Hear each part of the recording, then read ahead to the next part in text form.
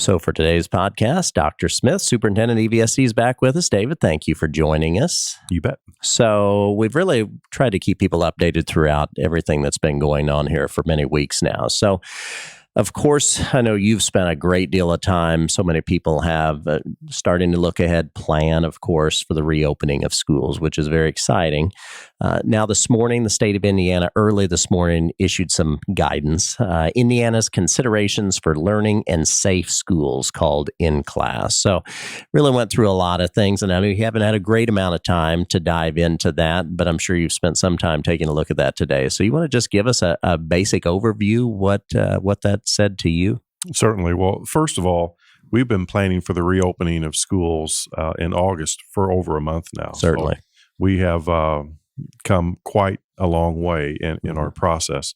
But I'm very appreciative that Superintendent McCormick, working with other entities, has released this document in the first part of June. I know initially the governor had said that he would have additional guidance for schools after July the 4th. And while that still may be forthcoming, I'm very appreciative of a month's head start on this. But I think what she did was she released guidelines for Indiana schools to follow. Clearly, we're going to continue to follow COVID-19 and the trends that are occurring not only in our state, but also in our local community.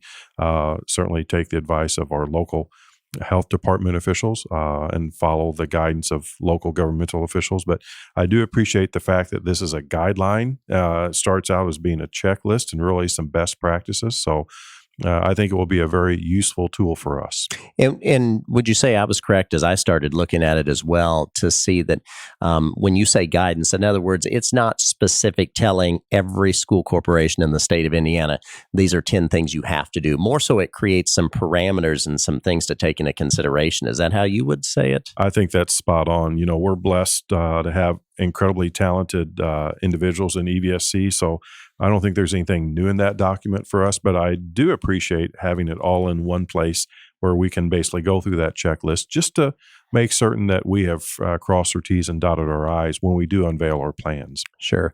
And, you know, it's so hard. We've said this all along. Nobody has a crystal ball. You don't know how conditions because of the virus are going to change from one week to another.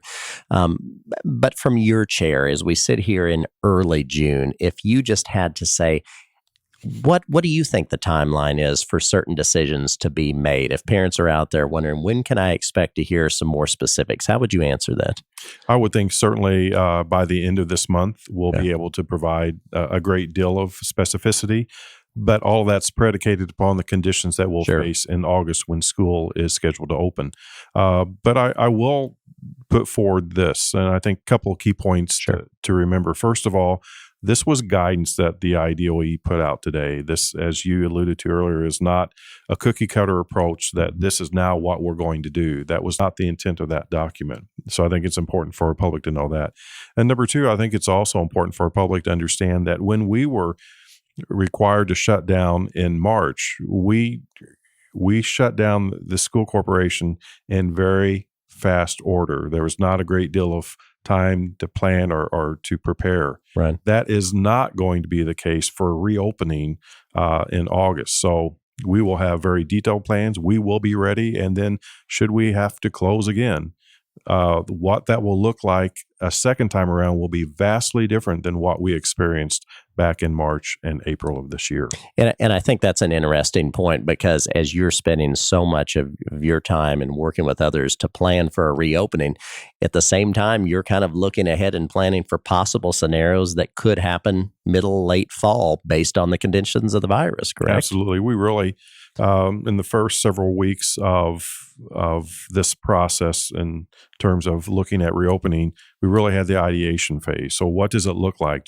We threw a lot of ideas up on the wall. And then from that, we continued to work and distill those overarching ideas. And they really landed into three buckets, being a brick and mortar scenario with some accommodations for social distancing, and then perhaps a hybrid approach. So we do some brick and mortar and maybe some online learning. And then the third bucket, if you will, would be that the virtual academy would be just learning once again in the cloud, learning at home.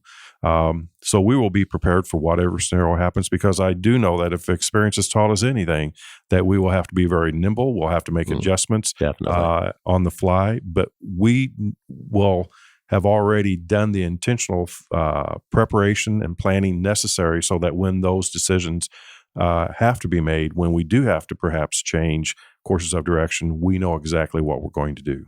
Sure. And once again, just as we've been doing during this whole entire situation, as we know more, we're going to share it. So we're going to continue to process this document, continue to make decisions based on the current situation. And as we know more, we're going to do additional podcasts and release more information on our social media and on our website. Absolutely. Okay. Thank you, Dr. Smith, for coming in.